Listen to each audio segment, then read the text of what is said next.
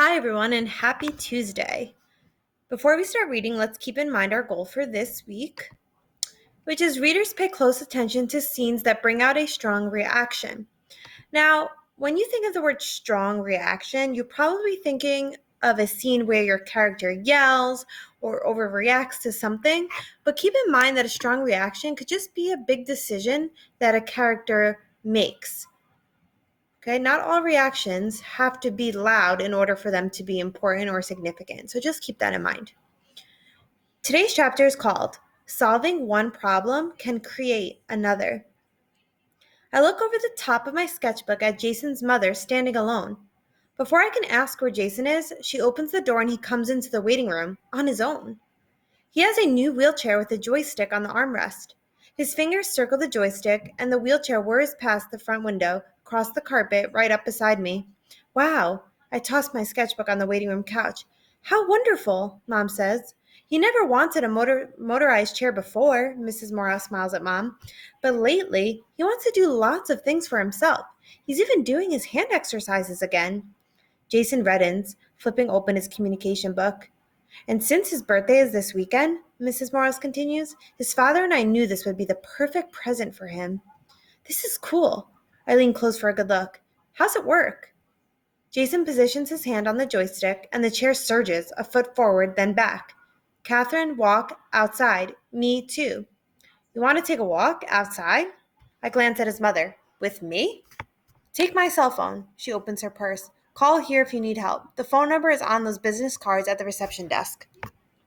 The receptionist circles the phone number on the card, but even with the number, the cell phone, two blank cards, and a pencil in my pocket, I don't feel prepared. What if I can't help him? Or he needs something and I can't understand him? I hold the door open, and on his fourth try, Jason makes the turn around the doorframe. All the way down the ramp, I hold my breath, repeating slow, slow, in my head like a prayer, so he doesn't go too fast and tip and fall. At the bottom of the ramp, I let my breath go in a relieved whoosh. Where to? Clusters of people stand near the shops, and the brick sidewalks look too bumpy and uneven for a wheelchair. I wish I could take Jason to Elliot's Antiques and show him all the bottles and old things, but there's a long flight of stairs, and the aisles are too narrow for a wheelchair. Water, Jason taps. You need a drink? Go to water. Between the building, waves glitter with sun diamonds. I scan the roof for problems. Down the parking lot. Watch out for broken tar in the sewer grate. Cross the street. Easy. Go to the driveway at Otis's Hardware and use the little ramp to the curb. A sharp turn. Down the sidewalk in front of Coastal Marine Supply. Looks good from here. After that, smooth pass run all the way down through the waterfront park. Home free. I glance back to the clinic. Mom and Mrs. Morales wave from the window. Okay, but we can't stay long. Your mom will be mad if we miss speech. Whatever, speech. I walk behind his wheelchair and imitate speech woman. Well, Jason, I guess your day stinks. Footsteps pound behind us and two women jog by, one on each side of Jason and me. One of the women gives Jason a soft-eyed pity look. Watching the soles of their sneakers running away, I push my hands into my pockets, touching my pencil, the business card, and the flat-topped bottoms of Jason's mother's cell phone. Maybe I shouldn't have agreed to go so far. As we reach the crosswalk, a car stops for us. I stare at the curls of hair on the back of Jason's neck as we cross the street. An old couple stands at the curb, the woman hunting for something in her purse. Excuse me, I say, we need the ramp. Oh, sorry. The man glances at Jason's leg. They move, the woman still searching her purse. I walk ahead on the sidewalk, kicking away pine cones and rocks and sticks so his chair won't get stuck on them. When I turn back, Jason's coming up behind me, his fingers resting in sharp angles on his communication book, his eyes fixed on the water. It's beautiful, isn't it? I say. He nods. More than awesome. What? What word means more than awesome? Yes. Looking across the sun-dazzled waves, I have no word. I think after awesome, you're done with words. Make card more than words. Even though we're blocking the sidewalk and people have to step on the grass to go around us, I make a blank card from my pocket and write more than words across the top, searching for something to draw. Not even the ocean seems enough. No picture. In his book, the card stands out against the others I've made, plain as a field of new snow. You're right, I say. This way could be anything you imagine. The air smells fishy, a green-brown, deep water smell. I choose the path winding along the shore, leading to a row of red-painted benches facing the ocean. Down the shoreline, a fishing boat pulls up to the dock at the seafood restaurant, and a man in a long white apron rushes down the gangplank to meet the boat. Side by side, Jason and I take up the whole path. A girl bumps my arm, rushing around us, walking two black poodles. Sorry, she says over her shoulder. I whisper to Jason, she's late for the dog show. Jason flashes me a grin. Maybe that bench by the wharf? Usually I love listening to the pilings creaking, purring boat motors, and the sharp keel of gulls, but today my ears are full of the sound of Jason's wheelchair and the silence of people who suddenly stop talking as we pass. A man meets my gaze. He smiles, but I can only nod back, unable to let go of the clench of my teeth. At the Longtown wharf, a seagull stands on twig legs, facing the wind, shaking his feathers dry. He reaches around to preen his wing as a group of preschoolers lean over the wharf railing, dropping rocks off the side. I hear snatches of voices as we come closer to the wharf. You don't even need this, but it'll make you feel better. Reaching down, a girl puts a bandage on a little boy's elbow. Her head is bowed, but I know her hair, parted on the side, a strand separate from having been twirled. I fall to one knee on the path and dip my head to peer between the slats of an empty bench. Was that boy in an accident? The child says, pointing at Jason. Did he get hurt? I watch Christy, startled, looking at Jason. She turns away quickly and touches her index finger to the child's lips. Shh, it's not polite to talk about people. Jason backs his wheelchair up the path towards me, and I lean so his chair is between Christy and me. He stops, struggling to look over his shoulder at me. I'm coming, I say. He taps, but I can't see his communication book from the ground, and I'm too scared to stand up. My shoelace is tied, but I hold the loops in my fingers, knowing when I let go, I'll have to do something. Why can't I just stand up and say, Hi, Christy?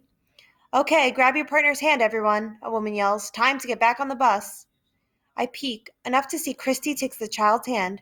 She follows the line of children, stuffing bandage wrappers in her shorts pocket. I stand slowly. I'm all set. At the empty bench closest to the wharf, I sit on the very edge of the wooden seat and watch Christy growing tinier the farther she walks down the pathway. Jason taps and I tear my focus away from Christy, passing the last streetlight on the edge of the park. Catherine, pretty today. I nod. It's a very pretty day. Jason touches my arm.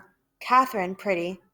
My neck feels prickly. I rub it, looking down to a frill of seaweed, bits of rope, and a broken lobster trap caught between the huge rocks at the water's edge. What does he mean? Is he being nice or telling me he likes me? When things get confusing, make a joke. No, I cross my eyes at him. I'm a dork. Jason doesn't smile. We should get back. Speech woman will be coming out to get you. But Jason doesn't circle his fingers on the joystick. He turns to a new page in his communication book. My birthday party. Do you want to come? The cards sit alone on the page, new and homemade. My birthday party has red and blue balloons and a chocolate brown cake. I don't know why, but I feel jealous that his mom made him nicer cards than usual. But that feeling mixes with sadness that he had to ask her to make these words so he can invite me to his party. I tell myself it's a simpler invitation to a birthday party, not a date. Sure, when's your party? Saturday. My breath catches. This Saturday? Jason nods. Is good? Yeah, it's great. No problem at all. Walking back to the clinic, a woman reading on the grass stares over the top of her book at Jason. I stare back. Even though I told Jason it was great that his party is Saturday, it's more than great. It solves everything. Almost. All right, so let's take a look back at our goal for the week. Readers pay close attention to scenes that bring out a strong reaction, and we ask ourselves, what am I learning about this issue from this scene? So I want to take a look back at the end of this chapter where Catherine notices that it's Christy who's taking the preschoolers down by the wharf. They must be on some sort of field trip. Christy sees Jason in the wheelchair after the little preschooler points him out, and Catherine's reaction tells a lot about how she feels. She could have just said, Hey, Christy, what are you doing here? This is my friend Jason that I was talking about. But instead, she chooses to crouch and pretend that she's tying her shoe for a really long time until Christy leaves. So that's really important, and I hope that when we read that part too, you were asking yourself, why did Catherine choose to react like that? So we can ask ourselves, what am I learning about this issue from this scene? So remember, one of the biggest issues that Catherine is dealing with is acceptance and feeling like she belongs, and also protecting the people that she cares about. So what are we learning about Catherine through her reaction? Take a minute and think to yourself before we discuss. Okay, so hopefully you're thinking along the same lines that I am. And I'm thinking that part of it is that Catherine might be a little embarrassed to show that the boy that she's been talking about is Jason and that he's in a wheelchair. Another part of me just thinks that she's trying to protect Jason and that she doesn't want to have Jason listen to people ask questions about him, like what happened to him, or why is he in a wheelchair, or what is that communication book. So we can learn a few things from this scene is Catherine is really protective over the people she cares about, or we can also learn that Catherine really does struggle with acceptance even more than we originally thought, and she's really, really terrified of what people think about her. So we're definitely going to keep that in mind as we continue reading this book. So today, for your Padlet discussion, make sure you're thinking about a scene that brought out a strong reaction in your character and ask yourself, what am I learning about this issue and my character from this scene? And just like I said in the beginning, a strong reaction doesn't have to be loud and a character screaming. It can just be a decision that they choose to make. And I will see you back here tomorrow. Bye.